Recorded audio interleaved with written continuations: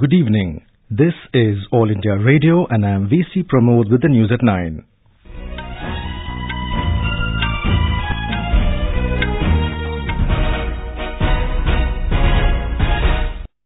The headlines. First phase of assembly elections to be held in Chhattisgarh tomorrow amidst tight security. Prime Minister Narendra Modi to dedicate 2 national highways and inland waterways terminal at Varanasi tomorrow. The 33rd ASEAN summit begins in Singapore. India slams UN Security Council sanctions committees, calls them opaque for refusing to give reasons for not banning terrorists. In sports, India-Pakistan women's T20 match is underway in Guyana, and in men's final T20, West Indies set 182-run victory target for India in Chennai.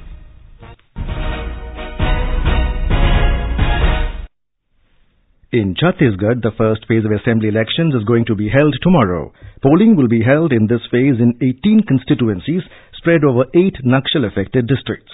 Heavy security arrangements are in place to ensure a free, fair and peaceful election. Quoting Special Director General Anti-Naxal Operation DM Avasti, AIR correspondent reports that about 1 lakh security personnel, including those from CRPF, BSF, ITBP and State Police have been deployed.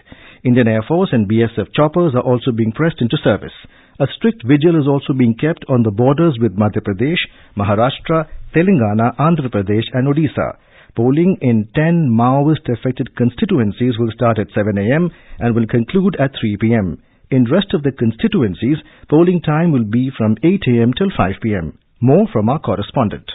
A keenly watched constituency is Rajnandgaon, where Chief Minister Raman Singh of the ruling BJP is pitted against Congress candidate Karuna Shukla, niece of former Prime Minister late Atal Bihari Vajpayee. Prominent faces trying their luck in first phase are School Education Minister Kedar Kashyap, Forest Minister Mahesh Kagra, Congress Legislator Party Deputy Leader Kawasi Lakhma, and CPI Leader Manish Kunjam. All the 18 constituencies are witnessing multi-corner contests with the highest number of 30 candidates in Rajnandgaon and the lowest of 5 each in Bastar and Kondagaon constituencies.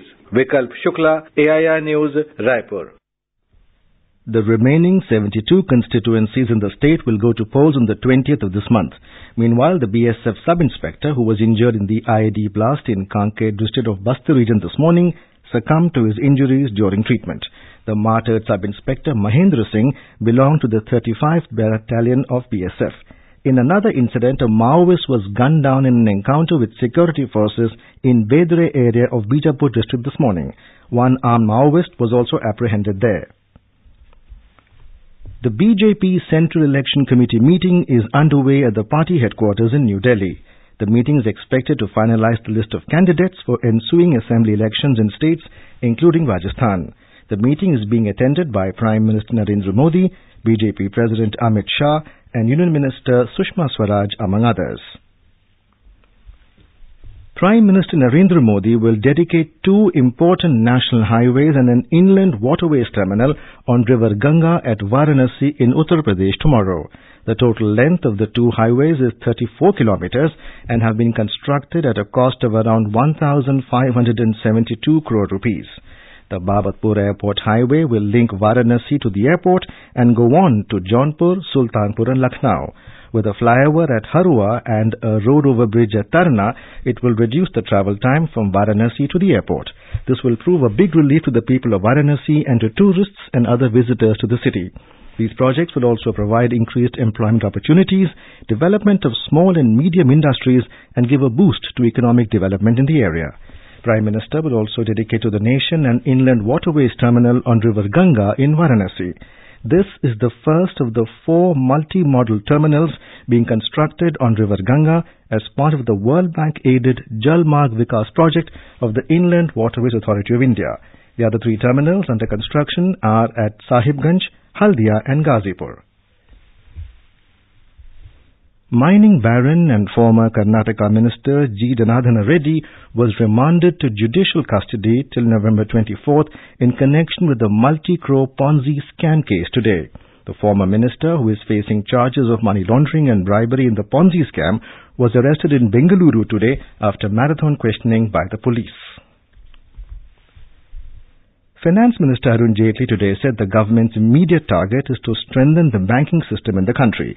Addressing the centenary celebrations of the Union Bank of India through video conferencing in New Delhi, Mr. Jaitley said, banking is the backbone of the country. He said in the last 4 years, the government has infused 75,000 crore rupees and over 2 lakh crore rupees in 2 installments towards recapitalization of public sector banks. Power Minister R.K. Singh today said that the rate of growth of electricity demand in this quarter is 10.5%.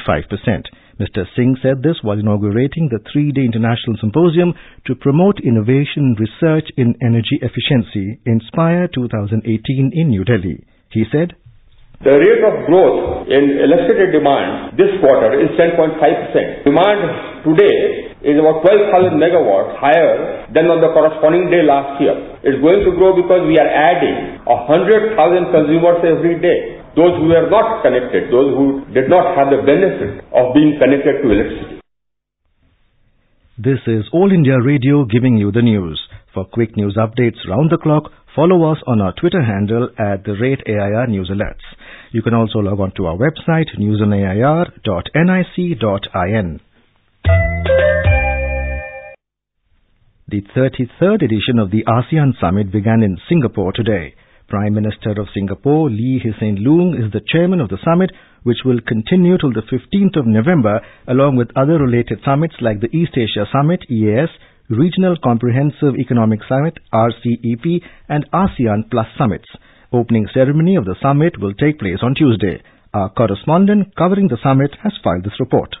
Prime Minister Narendra Modi is scheduled to attend the East Asia Summit and associated meetings of ASEAN on 14th and 15th November in Singapore. He will address the audience during the FinTech conference along with the IMF Managing Director Christine Lagarde. FinTech conference is a part of FinTech Festival, which kicks off tomorrow. In the biggest of its kind event, more than 400 companies from over 100 countries are taking part as exhibitors. Apart from leaders of all 10 ASEAN countries, heads of 8 partner nations of ASEAN will also be seen in the city of Singapore during next week. Tripti Srivastav, AIR News, Singapore. Defence Minister Nirmala Sitharaman today reiterated Prime Minister Narendra Modi's principle of 5 S's: Samman, respect; Samvad, dialogue; Sahyog, cooperation; Shanti, peace, that only can usher in Samriddhi, prosperity, of the 2 Asian giants and neighbours India and China. She said this while giving a talk on the topic towards bridging the Indo-China relationship for an emerging Asia as part of the 7th Late Rutum Kamgo Memorial Lecture in Itanagar, Arunachal Pradesh today. India has slammed the UN Security Council's Sanctions Committee, saying they are opaque and lack accountability and never inform the reason for not acceding to requests for sanctioning terrorists. India's criticism is in an apparent reference to China repeatedly blocking New Delhi's bid to list Pakistan-based JEM chief Masood Azhar as a global terrorist.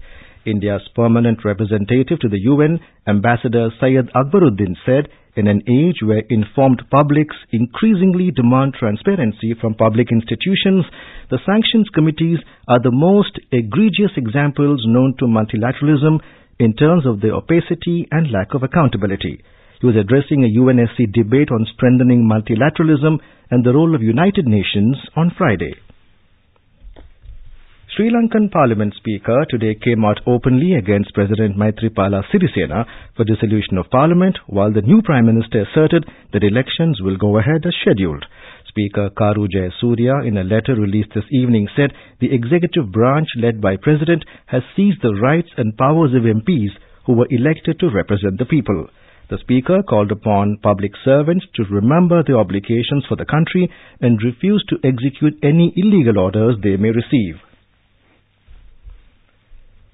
In Jammu and Kashmir, a terrorist who was killed in a brief gunfight in Handwara area of Kupwara district this afternoon has been identified as Pakistan's Jaish-e-Mohammed cadre.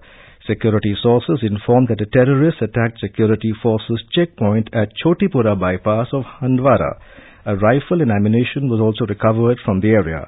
Sources said the search operation has concluded.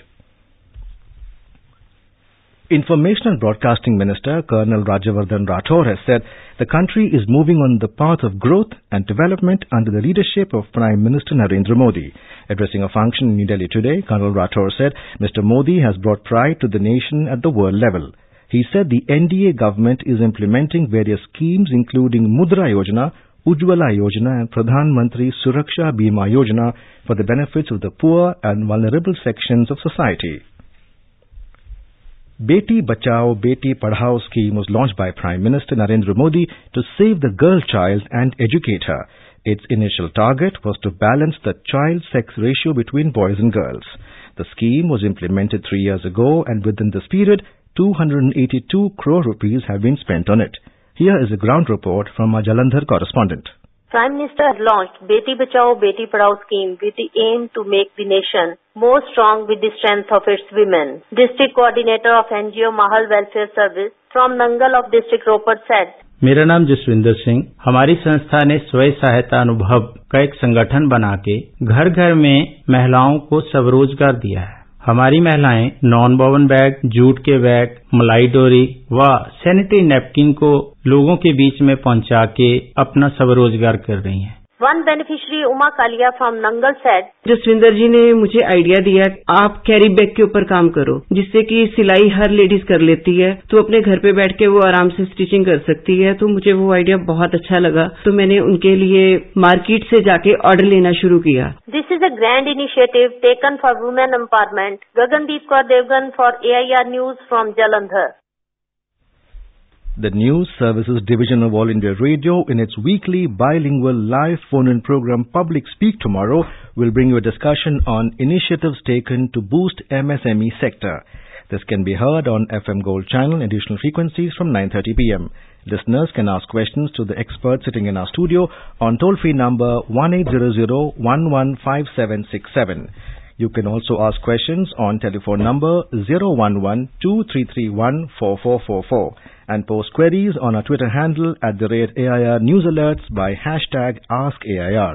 This program is also available on Doordarshan DTH. In women's cricket, the second Group B match of the ICC World 2020 between India and Pakistan is underway at the Providence Stadium in Guyana.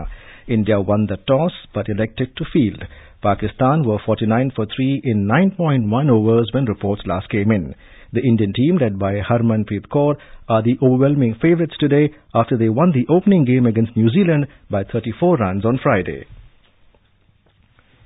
West Indies have set a 182-run victory target for India in the final T20 match, now underway at the M.A. Chidambaram Stadium in Chennai. In reply, India were 50 for 2 in 6 overs when reports last came in. Earlier, electing to bat first, West Indies scored 181 for 3 in the stipulated 20 overs. Unbeaten N. Pooran top scored for the West Indies with 53, while D.M. Bravo with 43 also remained unbeaten. For India, Yuzvendra Chahal claimed 2 wickets and Washington Sundar 1. The Windies have already lost the Test series in the current tour 0-2 and the ODI series 1-3. Public Service Broadcasting Day will be observed tomorrow. The day is observed every year to commemorate the first and last visit of the father of the nation, Mahatma Gandhi, to the studio of All India Radio, Delhi in 1947. He addressed the displaced people who had temporarily settled at Kurukshetra in Haryana after partition. A function will also be organized at the premises of All India Radio in New Delhi to mark the occasion. A new statue commemorating the role of Indian soldiers in World War I has unveiled in France today to mark Armistice Day when the war ended in 1918. The 7-foot bronze statue in the town of Levenchier commemorates over 4,700 soldiers and labourers from British India who lost their lives. And now, before we end the bulletin, the headlines once again. First phase of assembly elections to be held in Chhattisgarh tomorrow amidst tight security. Prime Minister Narendra Modi to dedicate 2 national highways and inland waterways terminal at Varanasi tomorrow. The 33rd ASEAN Summit begins in Singapore. India slams UN Security Council sanctions committees, calls them opaque for refusing to give reasons for not banning terrorists. In sports, India-Pakistan's women's T20 match is underway in Guyana, and in men's final T20, West Indies set 182-run victory target for India in Chennai. For details of these stories and more, log on to our website newsonair.nic.in. And that is all in the news at 9. Good night.